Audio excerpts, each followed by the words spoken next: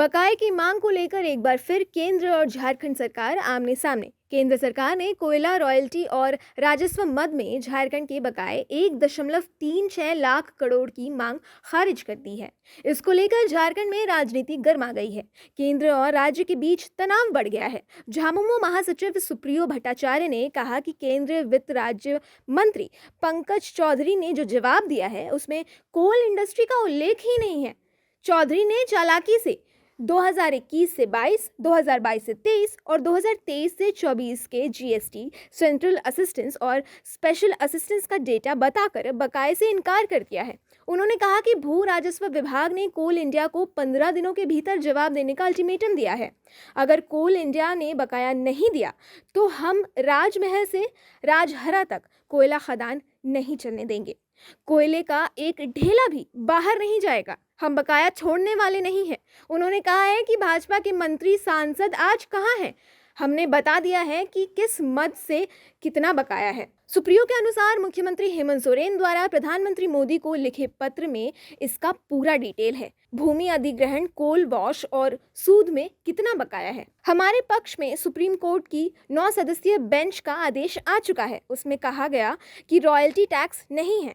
अब हम झारखंड के भूखंड से रेलवे की होने वाली माल ढुलाई के फ्रेट पर भी रॉयल्टी लेंगे। ये झुकने वाली नहीं, हक लेने वाली सरकार है। जिन निजी कंपनियों को झारखंड में कोयला खदान मिला है वे पहले राज्य सरकार का पैसा जमा करे, फिर फावड़ा चलाए, नहीं तो सब बंद होगा। कोल कंपनियों के यहाँ 1.36 लाख करोड़ रुपए बकाये की वसूली के लिए राज्य सरकार ने कानूनी प्रक्रिया शुरू करने का आदेश दिया है। राजस्व निबंधन एवं भूमि सुधार विभाग द्वारा आदेश जारी किया गया है।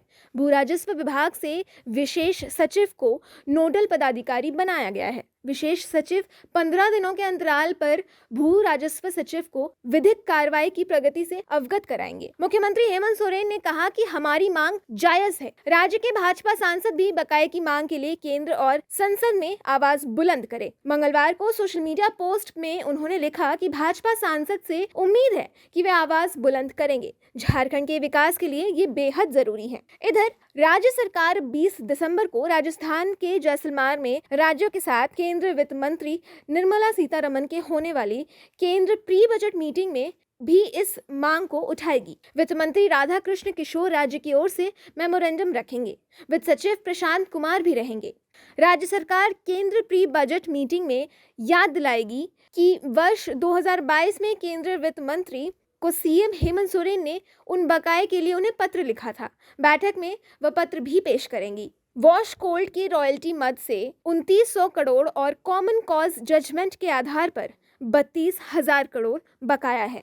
इसके अलावा सरकारी जमीन पर अधिग्रहण मद का 1.01 लाख करोड़ का बकाया है।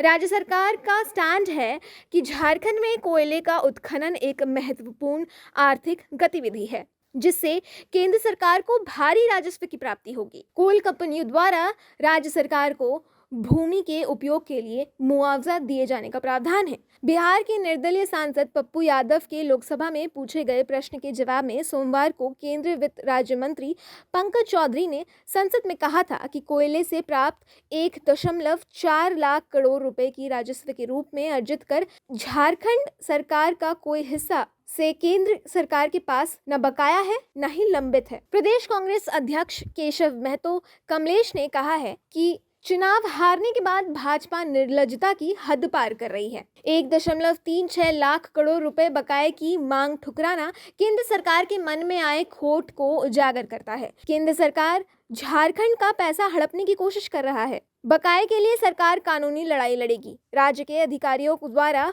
मौके पर बकाये की मांग की गई है, लेकिन केंद्र ने सौतेलेपन का व्यवहार अपनाए रखा। प्रदेश भाजपा अध्यक्ष बाबूलाल मरांडी ने कहा कि राज्य सरकार को बताना होगा कि बकाया पैसा किस किस वर्षों का है। सरकार पूरा ब्रेकअप दे।